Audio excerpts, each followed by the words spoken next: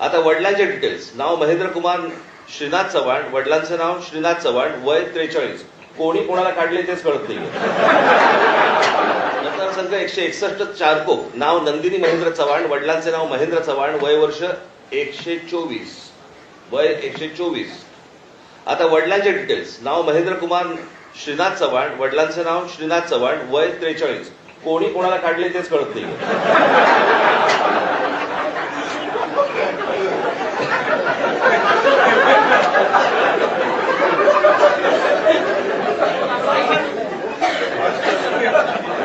विषय गंभीर आहे.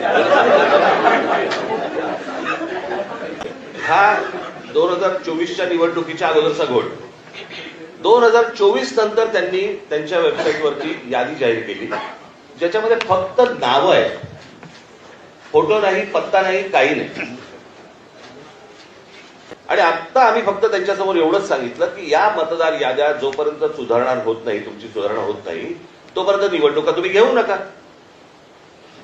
आता साधारणपणे आपण जर समजा महानगरपालिकेच्या किंवा स्थानिक स्वराज्य संस्थांच्या निवडणुका जर समजा आपण पाहिल्या तर गेल्या 5 वर्षामध्ये निवडणुका झालेल्या नाहीये.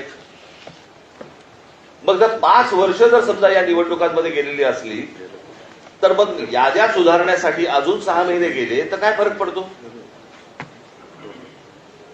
आणि मला असं वाटतं की या याद्या सुधारल्याशिवाय त्यांनी निवडणुका घेऊ नये, हेच आज आम्ही त्यांना सर्वांनी सांगितलेलं आहे.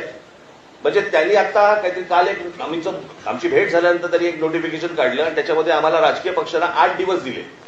म्हणजे हे 6-6, 8-8 महिने काम करणार आणि राजकीय पक्षांनी 8 दिवसामध्ये ह्यांना सगळ्या छाननी करून द्यायची, कसं शक्य आहे? आणि म्हणून तो काल जो त्यांनी काय नोटिफिकेशन काढले ते एकतर रद्द करायला आम्ही त्यांना सांगितलेलं आहे. आणि आज आम्ही त्यांना सांगितलेलं की या निवडणुका तुम्ही घेऊ नका. उद्या ते काय याच्यावरती निर्णय करतायत हे आम्ही 1-2 दिवसात पाहू आणि त्याच्यानंतर मला असं वाटतं सर्व राजकीय पक्ष मिळून आम्ही एका निर्णयापर्यंत येऊ. तो निर्णय तुम्हाला अजून 2-3 दिवसांनी सांगू.